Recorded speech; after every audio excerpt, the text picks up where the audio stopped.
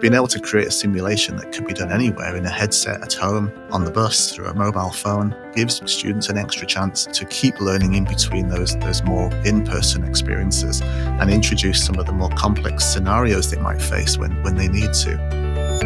If you're a medical student, how do you move from studying diseases to treating patients? Traditionally, students have learned from simulated experiences involving mannequins or human actors. But now students can use virtual reality to learn from digital patients that look and act like the real thing. That's ahead in this episode of Tomorrow's Cure, a podcast from Mayo Clinic that brings the future of medicine to the present. I'm Matthew Hoerth. Thanks for being with us. We have two leaders in the field of medical simulation technology with us today. I'm so excited about this. This is going to be fascinating. Dr. Matt Hoerth is with us. He's the medical director of the Arizona Multidisciplinary Simulation Center that's located at Mayo Clinic's Phoenix and Scottsdale campus. Dr. Hoerth is also an assistant professor of neurology and neurology consultant at Mayo Clinic.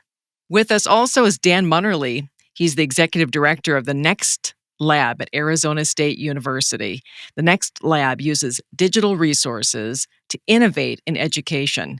He's also the lead design architect for next generation learning at ASU. Dr. Hoerth and Mr. Munnerley, it's great to have you with us. Thanks for taking the time. Great. Thanks for having us. Yeah, thanks, Gil. Dr. Hoerth, I was reading your bio, and you were a resident at Mayo back in 2006. Do you remember how you learned various techniques and procedures? How were they simulated back in the day? A lot of times they weren't simulated at all, right? So back in the day, there was this adage that how you learn how to do a certain procedure would be see one, do one, teach one. And that was kind of like a mantra that basically you would go and watch maybe one of your senior residents do a procedure, and then the next time you would actually do this on a patient, and with your chief resident or someone watching you do that, and then the next time, as you progress through, you would show someone else below you how to do that procedure. So you kind of didn't have an option, right? And you can imagine there may be some concerns about the patient that's being involved in this learning process, right? Oh my goodness. So you're learning on an actual patient. So when did the simulation mannequins and human actors, when was that used? Good question. It's been used for quite a long time. I mean, in certain very specific instances. So if you kind of think back to CPR, for instance, right? When with the advent of CPR, we're obviously not going to want to practice on a real person, because if you're doing CPR correctly, you're putting quite a bit of force, and you actually, can break ribs and those sorts of things. We're not going to practice on a person. So I believe that's probably about when the first mannequins started to be used, right? Even kind of in areas without higher technology, you could just get some pillows or a stack of pillows and those sorts of things to kind of like simulate someone's chest and be able to kind of do chest compressions and those sorts of things. But even when I started as a resident, we did not have a multidisciplinary simulation center. That was even just being proposed as a concept, an idea, and then it eventually built out from there. Dan Munnerley, I want to bring you into the conversation. Obviously, you are immersed in the years of virtual reality in learning. Why then is VR a good tool to help train young doctors nowadays? In the past, I think the simulations that we've had available to us have been very one-dimensional. They've either been on paper, they've been case studies that we read, things that we actually think about and think, what would I do in this situation? How would I respond to this scenario? And when they became, three-dimensional, they took the forms of some pretty rudimentary mannequins in their day, which helped us practice motor skills, but didn't really take us through into anything that was more responsive or gave us any feedback in terms of what's actually happening to this mannequin while I'm interacting with it. And when we introduced, actors and people who could perform in situations, then we have the challenge of not being able to create every scenario because we can't put people into certain positions. We can't actually get them to perform in certain ways that we need for simulation. VR just has given us that chance to create what we've done in case studies, what we've done with physical mannequins to recreate it virtually in any form we want, learning pretty much everything that we've gathered from the Hollywood industry, from filmmaking, to create scenes and scenarios that feel like they're real, that give you that that response that really makes you feel like you have to respond in the moment, deal with a scenario, and do it correctly. And then do it again if you get it wrong, or you want to practice it, or you want to train on it over and over again. It's experiential, it's scenario based, and it's active, and it uses the whole body. I think so. VR for us just became the obvious tool to fit this need. But the human touch is missing, though, Dan. Is that a concern?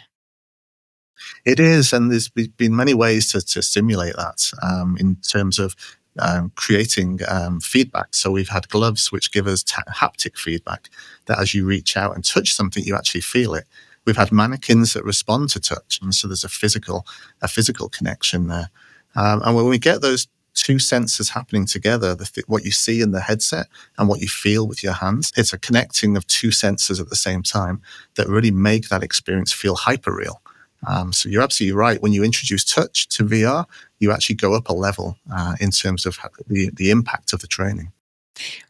Going back to your initial scenario of learning how to do CPR, in a VR scenario, when someone's crashing and you're trying to restart their heart to know where the machine is, and you need to grasp things quickly and know where to go in that room. Is that able to be recreated in a sense? Yes, certainly. The whole scenario of CPR is actually probably pretty well thought out. It's very operationalized, so that can be kind of executed easily. There's algorithms and all of those things, like the staff grabbing the code card, pulling it over, doing that. With the mannequin, that's actually one of the more simple things that are done, and certainly can be done, and I believe has been done in virtual reality. But and not to kind of undermine how complicated CPR can be, but we're actually looking at other more advanced sort of scenarios that involve kind of interactions with people, right? So if you think about CPR as a medical entity, what's happened to that person is they've passed out, they've lost consciousness, their heart's not beating, and so just having a mannequin laying on the ground, I mean, they're not moving, they're not interacting. So some of our mannequins are actually of a good enough quality and have enough technology in it that they're able to, sense, are you pushing down far enough when you're actually doing the chest compressions? Are you doing it at the right rate? Those sorts of things. And I think that's where the value of virtual reality can really shine. Is there an opportunity to use AI and VR to have the virtual patient talk with the attending physician, quote unquote, talk with them? There is, absolutely. And if we put aside all of the risks of confidentiality and privacy of information, then in a closed environment, that's absolutely possible with a trained language model that would actually respond to you as an avatar. And the challenge right now is the speed at which it responds. There's a 2 to 3 second lag, what we call latency, as the AI processes what it is you've asked, understands the natural language, figures out how to answer, and then translates that back into text for you. So it's an unnatural conversation right now, but that will only get better as those systems improve, and we stop sending all of this data into the cloud to be processed. We can actually do things locally. Then we'll see almost immediate response from the avatars that give us that real sort of sense of what impact are we having on this virtual replica of the human, the speed at which the network or the system or the human or the avatar responds to us. It has to go down to sub-milliseconds for it to appear normal, to feel like it's a normal interaction. We're reading cues off each other all the time. We're looking at each other's faces. We're listening, really intently. But when you do that with an avatar, you expect the same back because it's a human being stood in front of you. It's a replica of a human being, and you have those same expectations. So we have a long way to go to really simulate that. But I think we certainly are heading there, and we've seen some really promising conversations that people are having with avatars that have been trained on knowledge, historical knowledge. We've seen people training avatars on William Shakespeare, so you can have a conversation with Shakespeare and engage with him in any of the plays that he wrote. Do you think we're ever going to get a time where the AI avatar we're talking to would have a video on the learner and be able to catch their facial expressions and be able to kind of sense emotion from the learner and respond to that? I mean, a lot of the research in robotics over the last few years in trying to create some kind of relationship between this autonomous robot and the human has focused on really understanding the sentiment analysis from the robot to the human. What is this person asking? How can I respond to them in a way that puts them at ease? So we've seen these slightly creepy robots over the last couple of years where, the face takes a few seconds to respond, and then, the eyebrows twitch and the face muscles move a little. And again, back to that latency comment earlier, if you don't get a response from the robot, from the object that you're interacting with that is like human-like in speed, then you've lost that connection straight away. But you're right. We've learned so much from the film industry. If you look at all the films that have made in the last 10 years, there is some aspect of CGI that is applied to the characters, not just to the backgrounds or to the scenery or to the explosions or the locations, but actually to the actors in the performances. It's actually a face actor that is capturing those movements rendered out to an avatar. Tell me a little bit about here, Dan, as we might as well dive right into the Hollywood technology because you brought it up. I think Dreamscape Learn is fascinating. Tell folks, as I understand, the president of ASU a while ago was at an immersive virtual reality entertainment center in LA. Was this the genesis of Dreamscape Learn? It is exactly that. 2020, if we go back 4 years, just before COVID, a few months before COVID, President Crow brought Dreamscape to ASU with the vision of it revolutionizing teaching and revolutionizing teaching and learning in areas that were really challenging, areas where we were losing students, where we were, in a way, failing them. We're not able to really get them through some of those harder STEM courses, biology being one of them. The fact that the VR that he saw in these entertainment centers was motivating learners, motivating participants to really engage with the world that they were in, the virtual world. So put two and two together, and really you could see the benefit of VR in education if you could solve the design challenge, the scale challenge, and the technology management, really, and then bring it to faculty who could actually then design experiences. So he tasked a group very early on, and that group very quickly built a prototype on campus working with Dreamscape Learn and tested that prototype out with around 600 students. It was a biology lab. It was an exploration-based lab which let you go out into the environment and gather data from the world that you saw, take it back to a real lab and process it with your professor to really see whether you could, make sense out of a challenge that was presented. So we built that into VR, working directly with Dreamscape Learn and with the professors here at ASU. Tested it with 600 students, and had really positive feedback in terms of motivation, increasing score in grades, ability to retain information and then understand the information and apply it to other concepts. And that was really the birth of what became Dreamscape Learn. We've just this semester, I think we've put through 18,000 VR sessions. That is 18,000 individual 12-minute virtual reality lessons attached to the biology program. So from 0 to 18,000 in just under 4 years is an incredibly fast process to go through. Some pretty heavy hitters from Hollywood are involved in this or were involved in this, which is pretty impressive. On day one, I think when we flew out to LA to meet the Dreamscape team, we sat in the meeting with Walter Parks, who is the founder of the company. He was also one of the founders of DreamWorks. If you look at his film record, he wrote War Games in the 1980s. He was the executive producer on Gladiator, Men in Black. He has a feature film list of 50 films long. And he dedicated his time to making this work for education, together with President Crow, and feel fortunate to have sat in the room and listened to them, really try to tease out what the future might look like and how this could work. And then introduce to us some really nice and very methodical processes of vertical design, which is where you take a single slice vertically through the company and design the whole experience from beginning to end without designing the breadth.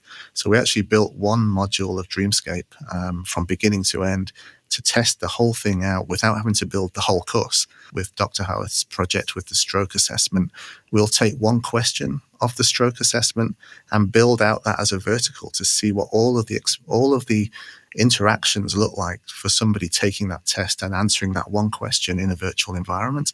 And that's something we learned from Dreamscape and straight from Walter Parks in doing so. And this is not something you kind of think about when you apply to medical school, that narrative is important. But if you look at any individual patient that shows up, any person, they have a story, right? And you need to listen to their story, and you need to understand their story in order to be able to help them. So it all completely makes sense. Let's talk about Next Lab and how it pertains to what the work you are doing at ASU, Doctor. As a hospital, as an entity of Mayo Clinic, we're not experts at computer programming or even virtual reality. We have to kind of find a partner that is very facile and able to kind of push boundaries of what we can look for in the future, not just what can we do now, but what can we do, 2 years from now, 5 years from now, 10 years from now, right? And one of our biggest problems with stroke is that sometimes it's not recognized, right? Family member has a stroke, and it's not like they're clutching their chest in pain, like they may not be speaking correctly, or they may not be able to use their hand or correctly. And being able to recognize that is sometimes challenging, which then means being able to recreate it is challenging, right? So in the sense of a mannequin can't necessarily do that, make half their face droop. Even our actors, as good as they are, and as good as we try to instruct them how to do it, it can be very difficult. That's why, we went to Dan in the Next Lab to see if we can come up with some creative solutions on how to recreate these things for our learners. So what did you do, Dan? So when somebody comes with a challenge like that, it's almost like a dream come true. It's a kind of scenario we can very quickly start to generate ideas around. And the way we do that at Next Lab is we invite students to the table. So we actually have engineers, artists, nursing students, psychologists, scientists actually at the table in the project meetings, ideating around how do we do this? When you bring a filmmaker to the table and try to solve a medical problem, it looks different than when you bring a medical professional to the table. So what we found is a lot of the techniques that we've been using in the filming industry and 3D modeling, and more specifically gaming. And gaming is starting to, for us, play very large in terms of the techniques that we're using to model these kind of scenarios. So we tend to converge our technologies at the Next Lab, and the obvious solution for this one was to build a high-fidelity replica of a human being that could give us the control down to the individual muscles in the face to simulate any scenario for any age, any ethnicity, any gender, any body type, any physical condition that pre-exists. That is pretty much impossible to do in the real world when you want to auto-generate the same scenario with somebody at a different age or somebody from a different ethnicity. So we knew there's tools for doing that already because we can create characters that appear in games. And using that same technology, it's called MetaHuman, we're able to very quickly build a human that has all of those attributes in place. All we had to do was connect them to the rules that we need to show a stroke patient.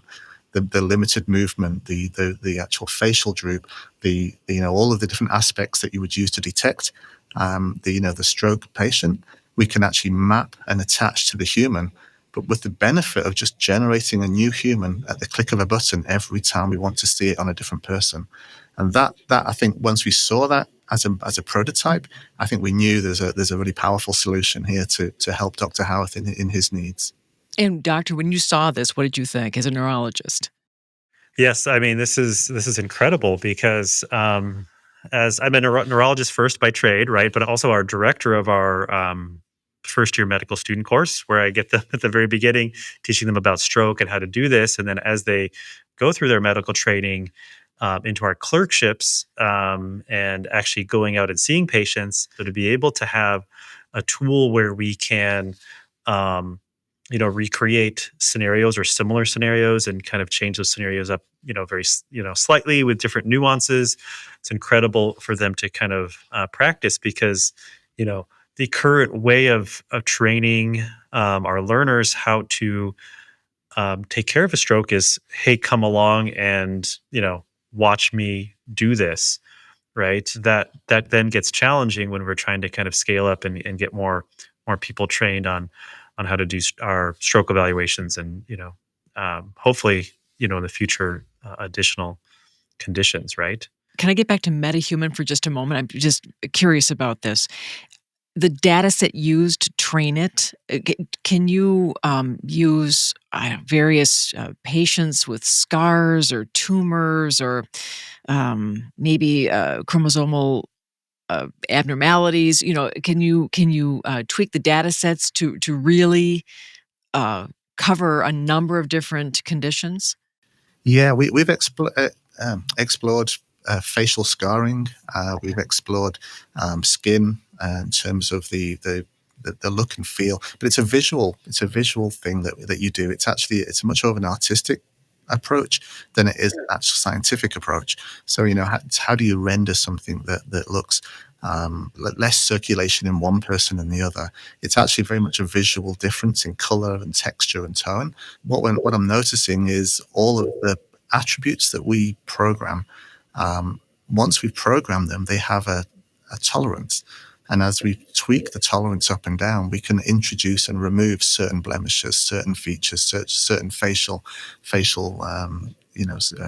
scars, really. In animation, we call it rigging, where we connect the muscles of the face to an algorithm that lets you slide from 0 to 100, where one part of the face at 0 might be not smiling and 100 is smiling, is the simplest way to explain it. But we can do that at the micro level on the face now. So it would be the next step to add some predetermined data to that. And we've seen that with physiotherapy. A lot of physiotherapists will measure movement using the headset. They'll put the headset on, they'll ask a patient to reach. And the headset, because they have cameras that look out, will actually measure the reach or the movement that's actually that person is demonstrating and capture that as a data point.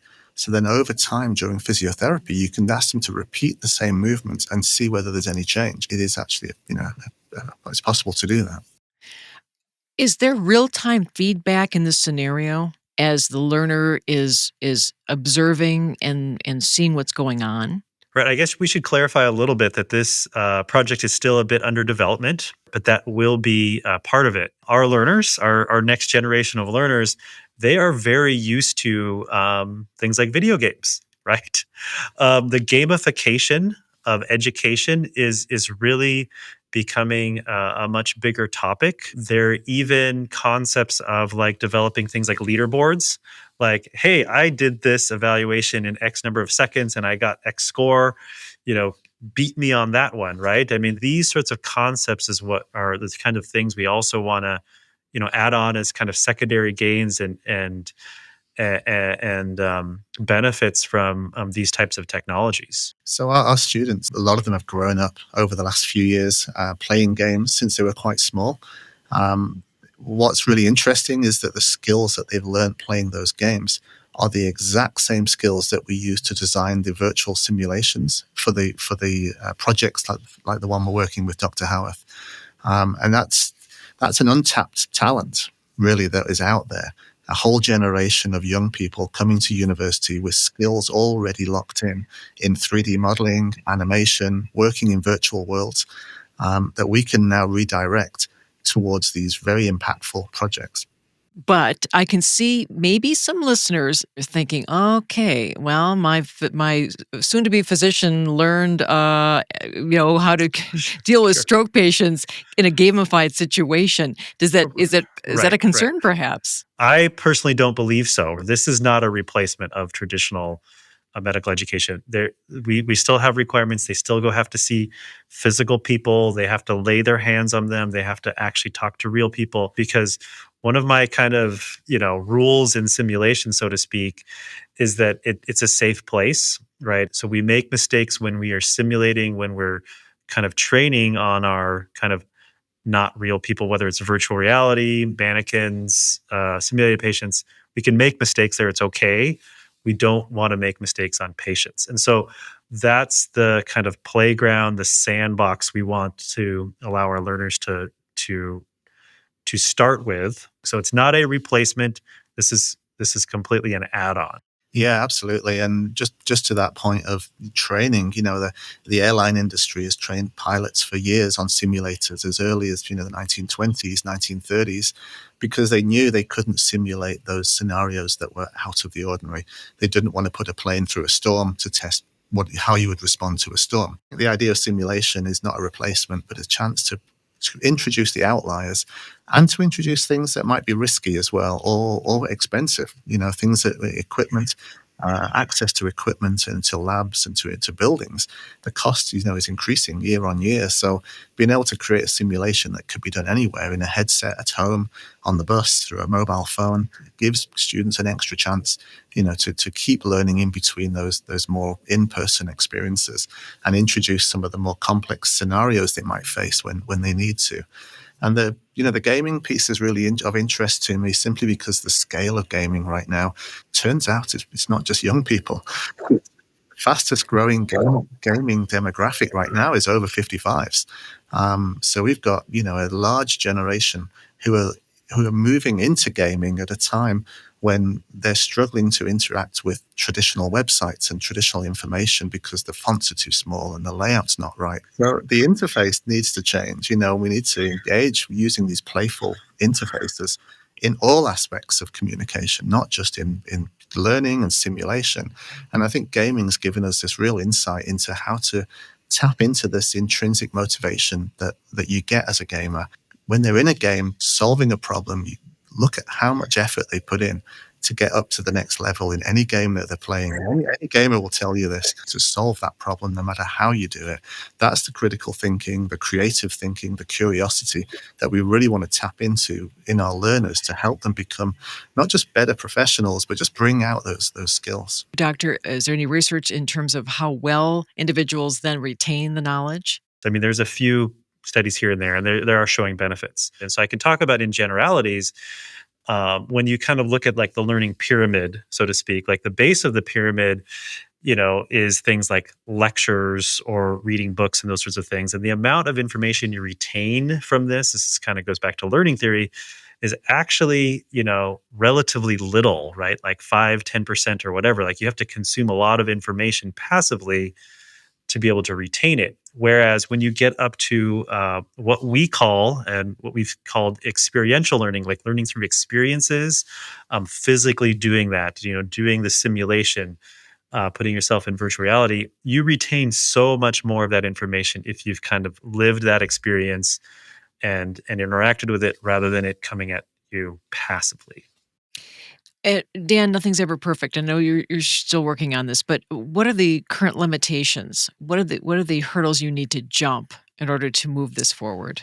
The time probably to develop is slow. We're creating the technique and the result at the same time. So the more you create those and hone those techniques, the faster you get at building these kind of environments. So at the moment, time, because it is still fairly early in the development, the cost of doing it really is associated with time. Fortunately, access to hardware is not a problem because of the reduction in cost towards the equipment that we use has been considerable over the last few years. So we've seen headsets reduce from thousands of dollars to hundreds of dollars. The actual techniques, those are things we solve quickly and we move on. I think the acceptance of using a headset to learn is one of the challenges. There is a challenge with visual impairment. Some people, do find it hard to be in a headset. They do find it uncomfortable after a long period of time. So anything over 12 to 15 minutes can start to really sort of like fatigue you. And with the newer headsets, that's much less. I mean, the time you can stay in is much longer. But really, there's always going to be a cohort that just don't. It doesn't work for them, and that might be to do with a visual impairment. It could be how they rendered 3D in the world. It could be to do with the inner ear. We know quite often that people who have hearing challenges, when they put a headset on, the difference between what they see and what they hear can actually cause motion sickness. So we find that there are certain people that it doesn't work for, and then building for accessible use is really at the core of what we do anyway. So making sure whatever world we build works on a phone, works on a laptop or a desktop. I think probably the biggest challenge is a change in learning style around being active in the learning and having what we call agency, which is really determination to go and seek out answers and solve problems yourself, versus being told that the answer is here. You just need to retain it, recall it, and demonstrate that you know it. And that difference between agency and more traditional sort of didactic methods of education, that's a much slower shift than you would think it would be. There's so much needed focus on diversity and inclusion. Does this technology perhaps support diverse populations when it comes to facial features and skin color, even how your voice sounds? Yeah, absolutely. That's been one of the main focuses of the MetaHuman project is focused on diversity and representation. And we've gone from having avatars that really are just one body shape or one style, to now having avatars that are so close to human, like the human condition, that it's almost indistinguishable. So it's been an aim of those kind of game creators for a long time to be able to achieve that. And once you have that ability, that really does give you the chance to address things like bias and stereotype, and start to really present that as a learning challenge in a scenario. When we introduce some of the AI features now, where we can do language translation as well, and we start to think about what does it mean for somebody to sit in front of you and ask you a question in an African language, and to hear the intonation of that, and to look at them and to see what really is. Look for all those cues, and at the same time translate it so you can understand it in your language. These are huge opportunities that we've never had before. The expense of what we're talking about, it would appear to be quite expensive. Might it exclude some people because of the inability to afford or access it? So, really, the hope is to be able to have the programming of the scenarios on a platform that is kind of universally um, distributable uh, among any devices. So whether it's on your phone or the kind of most newest expensive headset with all the bells and whistles, the idea is to kind of have it programmed onto something that anyone can utilize and access. So we really want to focus our attention on accessibility. A lot of the products that are out there right now are designed specifically for a certain headset, certain make and model, and then once that headset is obsolete, as things kind of continue to grow, that then becomes a problem, and then a new investment in equipment, and then et cetera, et cetera. We're trying to focus on solutions that exclude that. Almost everyone, even throughout the world, many people have a phone, right? And if they have access to download a scenario, they have even simple kind of cardboard things you can put on your face, and you can put your phone right into it. And if our scenarios could be translated into any language, right? Very portable, very accessible. That means that we could train the world how to take care of strokes in a very appropriate way, diagnose and treat them. I mean, wouldn't that be incredible to be able to just be portable and easily used and implemented in a very accurate way that people are learning appropriately. Could it also be used to simulate different environments, say a disaster response in the emergency room? How could you ever prepare for that in real life, but you could maybe in a simulation? There have even been scenarios, for instance, that have been developed on you're at base camp at Mount Everest and somebody's having, difficulty breathing, and what do you do in that scenario, right? And so, we've even, discussed like military applications of these things, like shipping virtual reality scenarios to, our troops that are deployed that are providing medical support and areas of war to be able to give them training on how to, deal with things like blast injuries and those sorts of things. We can't get to them easily. They can't get to us because they're out in the field. Ship them a headset. We'll get them trained up. What drives you forward, Doctor, with trying to implement this technology in a wider way? To touch more people, to be able to get people kind of the correct training. My students motivate me. My trainees motivate me. My residents. Some of those people that I've trained, they're my colleagues now. They're my friends, and they've like surpassed me in what they're pushing forward with. Their ability to do further research in their fields and being able to train others, and it gets passed along, and so you kind of see this kind of ladder of success. It's very gratifying. With the creativity involved in this, I'm wondering if it rubs off on the medical students. They become more creative in their problem solving in due time, in years to come down the road, by going and learning in this manner.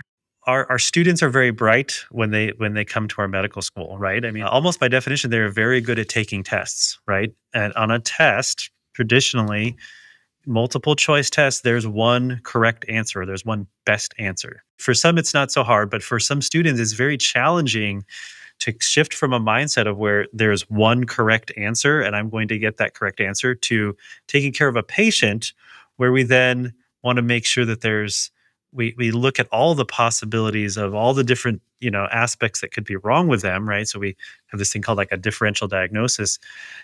And that becomes like the critical problem solving, right? And so there's not always one correct way to get at the answer or to kind of solve the problem. There can be multiple avenues, and to get them out of that kind of, very kind of direct line of thinking sometimes can be challenging. And so being able to, work in these scenarios and work creatively is really important, right? Because that's what we actually do in real life. And so sometimes the people who score the highest on the tests, their multiple choice tests, they're not always the best doctors. The critical thinking skills, those creative problem solvings, it is very applicable to medicine. I appreciate hearing it reflected back from Dr. Hoerth's profession, from that area. When you come from an artistic background, from a creative background, you're looking for your place in the world. You're looking for where can I apply this skill that I have? And I think, when you find a connection like this, I think that really, it's very rewarding to be involved in it. I really enjoyed this conversation. Gentlemen, thank you so much. Dr. Hoerth and Dan Munnerley, we appreciate your time. Thank you so much for having us. Thank you. Tomorrow's Cure is a co-production of Mayo Clinic and PRX. Our producers are Deborah Balthazar and David Newtown. The show is edited by Genevieve Sponsler. Our sound engineer is Tommy Bazarian. Our theme was composed and produced by Terrence Bernardo. Tony Carlson is our production manager, and our executive producer is Jocelyn Gonzalez. Special thanks to Preston Spire for audiovisual production support. Be sure to follow Tomorrow's Cure wherever you get your podcasts. I'm your host, Kathy Wurzer. Thank you so much for listening.